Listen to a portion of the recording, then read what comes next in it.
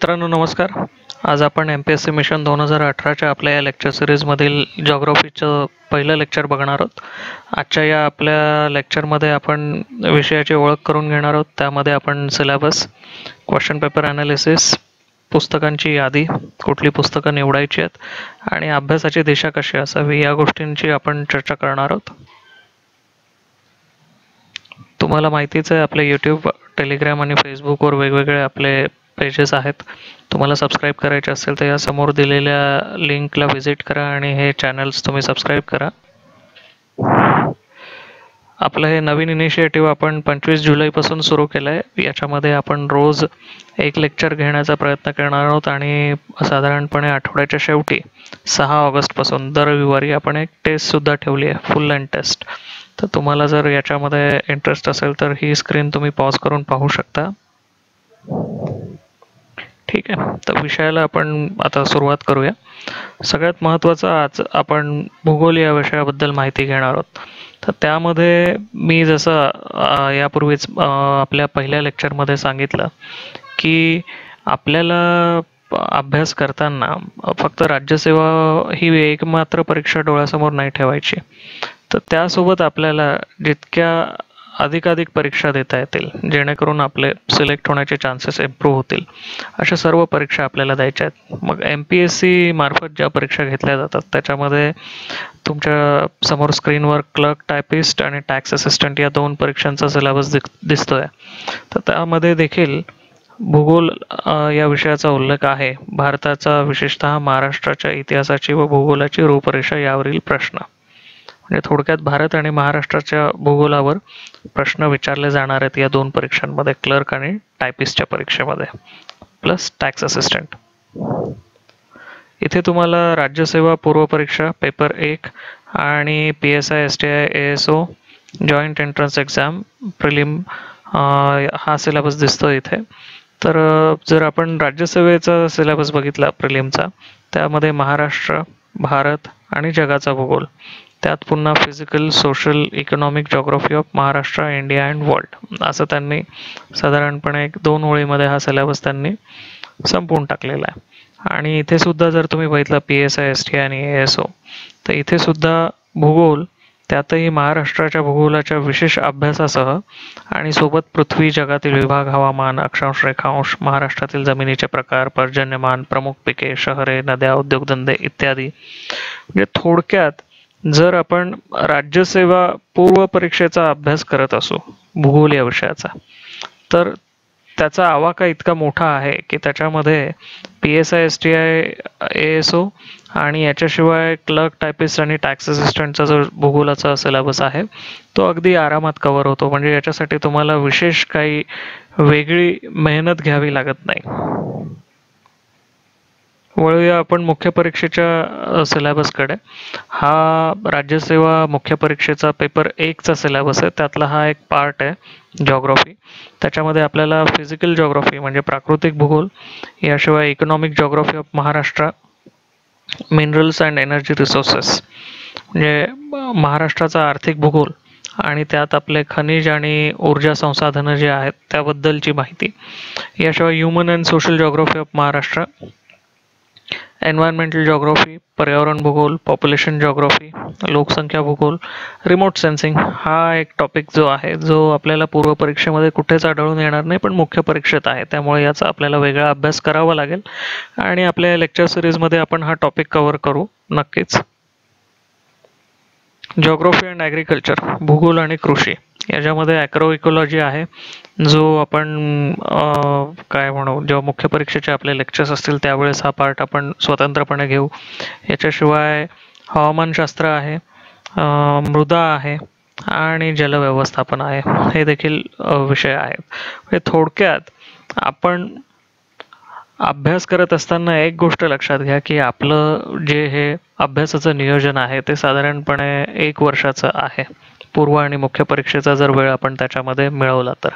आणि त्यामुळे समजा आता मी हे जे टॉपिक शिकवणार आहे त्याच्यामध्ये प्रिलिम आणि मेन्स असा काही भेद नसणार आहे. साधारणपणे जे टॉपिक दोन्हीही परीक्षांच्या टप्प्यांमध्ये कुठल्या ना कुठल्या स्वरूपात आपल्याला अभ्यासावे लागणारच आहेत. त्यामुळे संपूर्ण भूगोलाची व्याप्ती इथे आपण कव्हर करणार आहोत, जे आपल्या सिलेबसमध्ये आहे त्यानुसार. ठीक आहे. मग आता जर आपल्याला एक ढोबळमानाने जर वर्गीकरण करायचं असेल या विषयाचं, तर आपल्याला प्राकृतिक भूगोल आहे, फिजिकल जिओग्राफी, वर्ल्ड जिओग्राफी आहे, जगाचा भूगोल आहे, याशिवाय भारताचा आणि महाराष्ट्राचा भूगोल देखील आहे. ठीक आहे. मग राज्यसेवा पूर्व परीक्षा जे आत्तापर्यंत पेपर झालेले आहेत 2013, 14, 15 आणि 16, 2017च्या पेपरचं ॲनालिसिस इथे आलेलं नाही आहे. पण जर तुम्ही आपले मागचे व्हिडिओज बघितले तर त्याच्यामध्ये स्वतंत्र व्हिडिओ आहे 2017च्या पेपरच्या ॲनालिसिसचा. तर तुमच्या असं लक्षात येईल की दरवर्षी भूगोलामध्ये ॲव्हरेज 15 प्रश्न त्यांनी साधारणपणे विचारलेले आहेत. त्यामुळे हा अत्यंत महत्त्वाचा विषय आहे. जर 100 पैकी 15 प्रश्न येत असतील तर त्याचं वेटेज 15% येतं. मुख्य परीक्षेमध्ये जो पहिला पेपर आहे सामान्य अध्ययन पेपर 1, त्यामध्ये भूगोलाचं वेटेज 150 पैकी 50 मार्कांचं आहे. त्यात जर आपण कृषीचा पार्ट ॲड केला तर ते 50 + 40 साधारणपणे 90 मार्कांचं भूगोलाशी प्रत्यक्ष किंवा अप्रत्यक्ष प्रकारचे प्रश्न जे संबंधित आहेत ते विचारले जातात. ठीक आहे. त्यामुळे हा अत्यंत महत्त्वाचा विषय आहे. जर तुमचे फंडामेंटल कॉन्सेप्ट्स या विषयामध्ये चांगले प्रकारे क्लिअर झालेले असतील तर हा तुम्हाला चांगले मार्क्स मिळवून देऊ शकतो. हा विषय भूगोल हा विषय तुम्हाला खूप चांगल्या प्रकारे मार्क्स मिळवून देऊ शकतो. मग आता याच्यासाठी संदर्भ सूची काय असावी, तर ही रिसोर्स लिस्ट तुम्हाला इथे स्क्रीनवर आपण थोडक्यात त्याचं क्लासिफिकेशन केलेलं आहे.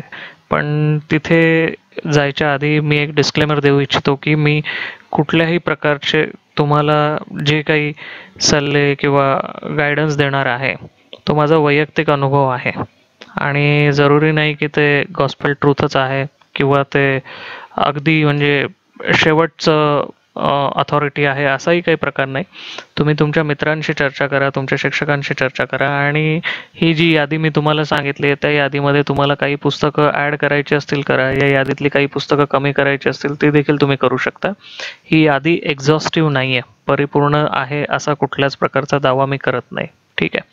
तर सगळ्यात महत्त्वाचं आपल्याला जी संदर्भ ग्रंथांची जी निवड करायची आहे त्याच्यामध्ये एक गोष्ट लक्षात असू द्या की आयोग जे प्रश्न विचारतात आयोगाकडनं त्या प्रश्नांचा संदर्भ हा जे आपले स्टँडर्ड किंवा प्रमाणित पुस्तकं जी असतात त्यातनं विचारण्याचा आयोग प्रयत्न करतो आणि त्या प्रश्नांच्या उत्तरांचा त्यावर तुम्हाला काही आक्षेप असेल तर तेव्हा जेव्हा तुम्ही आयोगाला तो आक्षेप तुम्ही तुमचा कळवता तेव्हा संदर्भ देताना सुद्धा जर का ते स्टँडर्ड बुक्स असतील तर तो तुमचा जो क्लेम असतो त्याला एक प्रकारचं वजन प्राप्त होतं. ही गोष्ट लक्षात असू द्या. त्यामुळे अभ्यास करताना नेहमी जी स्टँडर्ड प्रमाणित संदर्भ पुस्तकं आहेत त्यातनं करा आणि त्याच्यामध्ये सगळ्यात आधी महाराष्ट्र स्टेट बोर्ड, NCERT आणि इंडिया इयरबुक यासारख्या सोर्सेसचा आपण वापर करायला पाहिजे.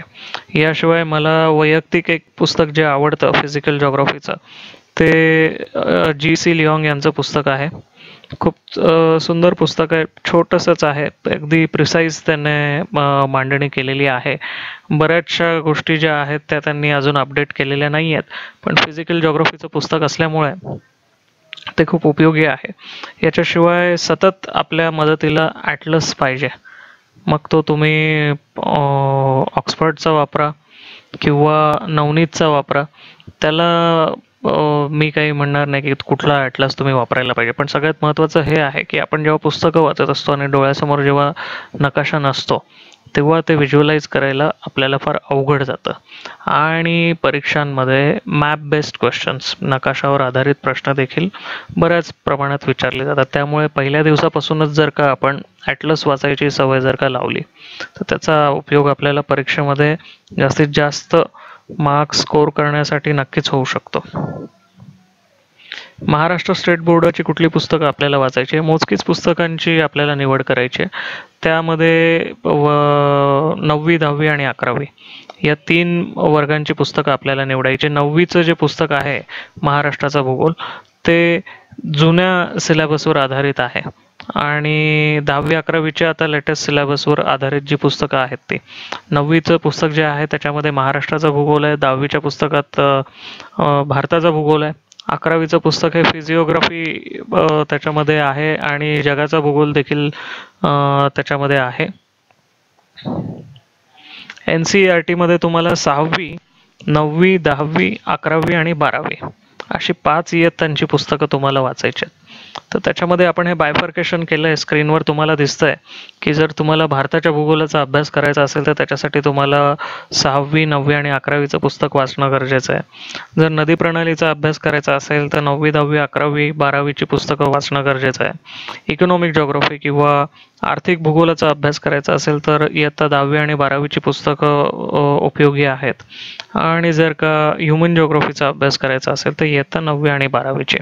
इथे 11वी आणि 12वीची जी पुस्तकं NCERTची मी सांगितली आहेत त्याच्यामध्ये प्रॅक्टिकलची जी पुस्तकं आहेत ती वाचण्याची किंवा ती घेण्याची गरज नाही आहे.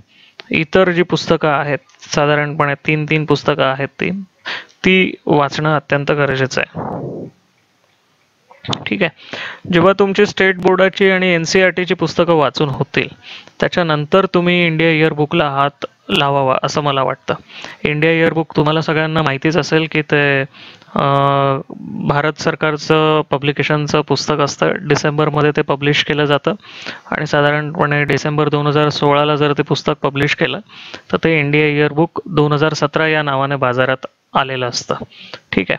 बऱ्याचदा आपल्याला सल्ले दिले जातात की इंडिया इयरबुक वाचा, त्यातले बरेचसे प्रश्न विचारले जातात. ते तसे स्ट्रेट फॉरवर्ड क्वेश्चन जसेच्या तसे विचारले जात नाहीत, पण बऱ्याचदा त्यामध्ये दिलेल्या माहितीवर आधारित प्रश्न असतात आणि त्यामुळे इंडिया इयरबुकचा आपल्याला असा आयसोलेटेड अभ्यास करून चालणार नाही. तर तो साधारणपणे आपण त्या इंडिया इयरबुकचे देखील काही जे चॅप्टर्स आहेत ते काही विषयांशी आपण कनेक्ट करून सोबत जर अभ्यास केला तर तो जास्त फायदेशीर ठरतो. म्हणजे सगळ्यात महत्त्वाचं इंडिया इयरबुकमधले चॅप्टर्स वाचताना आपल्याला ते लिनियर वाचायचे नाही आहेत. म्हणजे चॅप्टर 1 झाला की चॅप्टर 2, 2 झाला की 3, मग 4था, मग 5वा असं करायचं नाही आहे. आपल्याला जो आपला टेक्स्टबुकचा अभ्यास झालेला असेल, संदर्भ ग्रंथांचा अभ्यास झालेला असेल स्टेट बोर्ड आणि NCERTचा, ती एकदा आपली बैठक पक्की झाली, आपलं फाउंडेशन क्लिअर झालं तर मग आपल्याला इंडिया इयरबुकमधले काही मोजके चॅप्टर्स जे भूगोलाशी संबंधित आहेत ते आपल्याला अभ्यासायचे आहेत. मग याच्यामध्ये तुम्हाला मी इथे चॅप्टरची नावं सुद्धा दिलेली आहेत आणि त्यांची सिरीज सुद्धा दिलेली आहे. पहिला चॅप्टर जो आहे तो लँड अँड पीपल. तो चॅप्टर झाल्या सरळ 30व्या चॅप्टरवर या आणि स्टेट्स आणि युनियन टेरिटरीजचा अभ्यास करा. ठीक आहे. हे 2 चॅप्टर झाल्यानंतर मग पुन्हा तुम्ही 4थ्या चॅप्टरवर या. तो ॲग्रिकल्चरशी संबंधित आहे. 12वा चॅप्टर एन्व्हायरमेंट, 25वा चॅप्टर सायन्स अँड टेक्नॉलॉजीची डेव्हलपमेंट जे आहे त्याच्याशी संबंधित आहे आणि 27वा चॅप्टर जो आहे तो वॉटर रिसोर्सेसशी संबंधित आहे. याच्याशिवाय इंडस्ट्री आहे, एनर्जी आहे, रोड अँड ट्रान्सपोर्ट आहे. पण हे जे चॅप्टर्स आहेत हे इन्फ्रास्ट्रक्चरशी संबंधित आहेत आणि त्यांचं जे इन्क्लिनेशन जे आहे ते जास्त करून इकॉनॉमीकडे आहे रादर दॅन जिओग्राफी. त्यामुळे आपण जेव्हा इकॉनॉमीची स्ट्रॅटेजी डिस्कस करू त्यावेळेस त्या चॅप्टर्सचा सुद्धा मी याच्यामध्ये उल्लेख करेल. पण एव्हाना तुमच्या आता लक्षात आलं असेल की हा अभ्यास करताना आपलं एकूण पाहण्याचा जो दृष्टिकोन आहे विषयाकडे हा अशा प्रकारे बर्ड्स आय व्ह्यू ज्याला आपण म्हणतो तसा असायला पाहिजे.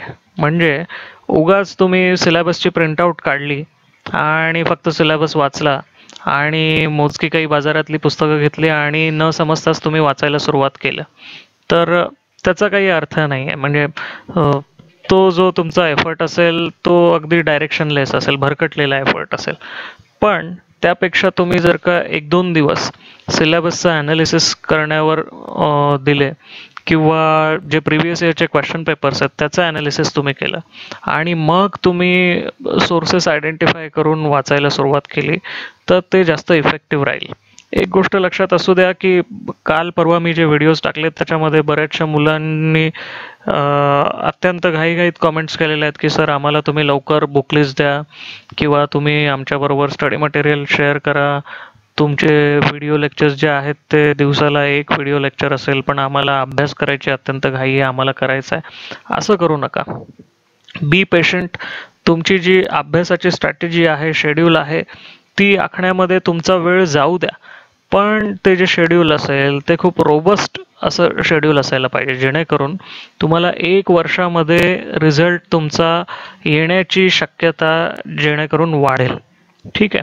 त्यामुळे ही स्ट्रॅटेजी जी मी आता तुम्हाला सांगितली की साधारणपणे आधी टेक्स्टबुक जे आहेत स्टेट बोर्ड आणि NCERTची ती वाचून व्हायला पाहिजे. साधारणपणे एक 10 ते 15 दिवसांमध्ये तुमची ती पुस्तकं वाचून होऊ शकतात आणि मग त्याच्यानंतर तुम्ही GC लिऑंग किंवा इंडिया इयरबुक या पुस्तकांच्या वाचनाकडे तुम्ही वळाले तरी काही मग हरकत नाही. साधारणपणे आपल्या हातामध्ये जर का 1 वर्ष जर आहे परीक्षेच्या तयारीसाठी, तर एका विषयाला तुम्ही 1 महिना जरी दिला तरी तो पुरेसा असू शकतो. 1 महिना ते 1.5 महिना जरी दिला तरी काही हरकत नाही. त्यामुळे आता आपली स्ट्रॅटेजी काय पाहिजे? सगळ्यात महत्त्वाचं, आपल्या हातात प्रिंटआउट पाहिजे सिलेबसचे, प्रिलिम आणि मेन्सचा सिलेबस. तो सिलेबस आपण सतत आपल्या नजरेखालनं तो जायला पाहिजे, जेणेकरून आपण कुठल्याही संदर्भ ग्रंथातलं, रिपोर्टमधलं किंवा वेबसाईटवर काही वाचत असू तर त्या मटेरियलचा आणि आपल्या सिलेबसचा काय संबंध आहे किंवा त्यावर कुठल्या प्रकारचे प्रश्न विचारले गेले होते हे आपल्या सतत डोक्यात असणं गरजेचं आहे. म्हणजे थोडक्यात टार्गेटपासून आपण कुठल्याही मोमेंटला भरकटणं आपल्याला परवडणार नाही. फक्त एखादा टॉपिक आवडला म्हणून आपण तो वाचतोय असंही करू नका. म्हणजे तुम्ही जास्त त्याच्यामध्ये इन्व्हॉल्वही होऊ नका. अभ्यास करताना अत्यंत प्रॅक्टिकल अप्रोच ठेवा की आपल्याला हा परीक्षेला फायदेशीर आहे म्हणून आपण तो करतोय. तुम्ही काही त्याच्यामध्ये PhD करणार नाही आहात. ठीक आहे. दुसरी गोष्ट, सिलेबस तुमच्या हातात असणार आहे, सोबत तुमच्या मागील वर्षाचे सोडवलेले जे क्वेश्चन पेपर्स असतील. बाजारात 1-2 प्रकाशनांची पुस्तकं आहेत, तर ती पुस्तकं तुम्ही घ्या, जेणेकरून तुम्हाला रेडिली अवेलेबल असेल ॲनालिसिस आणि त्यामुळे तुमचा वेळ वाचेल आणि ते ॲनालिसिस तुमच्या हातात असल्यामुळे तुम्हाला लवकर समजेल की सिलेबसमधले कुठले टॉपिक वर फ्रिक्वेंटली प्रश्न विचारले गेले आहेत किंवा लेटेस्ट जी एक्झाम झाली आहे त्यात कुठल्या टॉपिकवर प्रश्न विचारले होते. आणि मग तुम्हाला जे तुमचे संदर्भ ग्रंथ आहेत ते वाचताना याची मदत चांगल्या प्रकारे होऊ शकते. सगळ्यात त्याही पुढची जी स्टेप आहे की आपल्याला शेड्यूल आखायचं आहे. मी जसं तुम्हाला सांगितलं मागच्या लेक्चरमध्ये की साधारणपणे दिवसाचे तुम्हाला अभ्यास करताना 4 हिस्से करायचे आहेत. पहिल्या हिस्स्यामध्ये तुम्हाला जनरल स्टडीजचा अभ्यास करायचा आहे. मग तुम्ही इतिहास आणि भूगोल हे 2 विषय आज अभ्यासाला घ्या, त्यातला एक टॉपिक अभ्यास करा. दुसऱ्या हिस्स्यामध्ये तुम्हाला ॲप्टिट्यूडशी संबंधित अभ्यास करायचा आहे. मग ते रीडिंग कॉम्प्रिहेन्शन असू शकतं किंवा क्वांटिटेटिव्ह ॲप्टिट्यूड असू शकतं, लॉजिकल रिझनिंग असू शकतं, डिसिशन मेकिंग असू शकतं. तिसरा हिस्सा जो आहे तो आपला लँग्वेजेसचा आहे, इंग्लिश आणि मराठी. त्याच्यामध्ये तुम्ही एखादं एडिटोरियल असेल मराठीत, तुम्ही ते वाचलं, त्याला इंग्लिशमध्ये ट्रान्सलेट करण्याचा प्रयत्न करा. इंग्लिशमध्ये तुम्ही एडिटोरियल वाचलं, त्याला मराठीत ट्रान्सलेट करण्याचा प्रयत्न करा. एखादा टॉपिक बघा, मागील 4 वर्षांमध्ये जे निबंध विचारलेले आहेत त्या टॉपिकवर तुम्हाला एक 5-10 ओळी किंवा 5-10 मुद्दे लिहिता येतात की नाही मुद्देसूदपणे चांगल्या भाषेमध्ये, त्याचा प्रयत्न करा. अशा प्रकारे तुम्ही स्वतःला चॅलेंज करा. फक्त पुस्तकांवर अवलंबून राहू नका.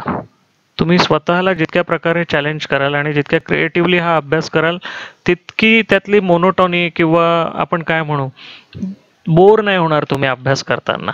ठीक आहे. आणि चौथा हिस्सा मी जसं तुम्हाला सांगितलं करंट अफेअर्सचा, तर करंट अफेअर्सला जास्त वेळ लागणार नाही जर का तुम्ही डेली फॉलोअप ठेवला तर. ठीक आहे.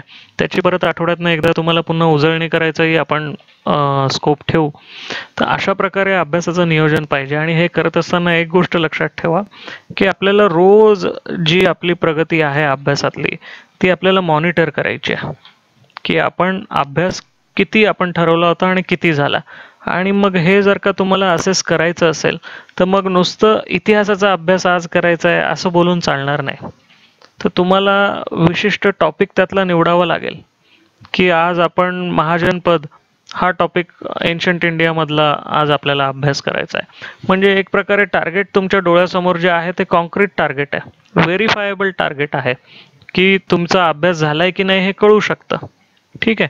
अशा प्रकारे रोज रात्री आदल्या दिवशी उद्या मला कुठल्या कुठल्या टॉपिकचा अभ्यास करायचा आहे हे ठरवून घ्यायचं आणि दिवस संपल्यानंतर पुन्हा रात्री त्याचा रिव्ह्यू घ्यायचा की आज मी ठरवलेले टॉपिक इतके होते, त्यापैकी किती टॉपिक्सचा मी अभ्यास केला, आज काही बॅकलॉग राहिला आहे का, तर ठीक आहे मी तो उद्या कव्हर करेल. ही गोष्ट तुमच्या लक्षात असू द्या.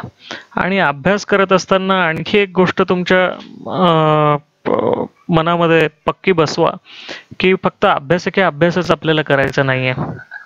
You must enjoy your life also. तुम्हाला एखादा पिक्चर पाहावासा वाटला, बिलकुल पहा. किंवा त्याहूनही कन्स्ट्रक्टिव्ह मी तुम्हाला सांगेल, काही पुस्तकं तुम्हाला जर वाचायची आवड असेल तर बिलकुल तुम्ही पुस्तकं वाचा. माझ्याकडनं काही बुक लिस्ट म्हणजे अवांतर वाचनाची, जर मला जे काही पुस्तकं आवडतात ती सुद्धा यादी वेळोवेळी मी तुमच्याबरोबर शेअर करेल. एखादं पुस्तक वाचा महिन्यातनं एखाद्या वेळेस. मी म्हणत नाही की रोज एक पुस्तक वाचून संपवा म्हणून अवांतर वाचनाचं, पण keep yourself busy in a constructive वे.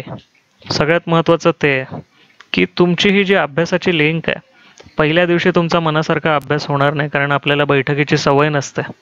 ठीक आहे, आपण टाइम टेबल आखताना मात्र एका दिवसामध्ये 12 ते 13 तास अभ्यासाचं नियोजन करतो आणि मग ते it is quite tiring, taxing.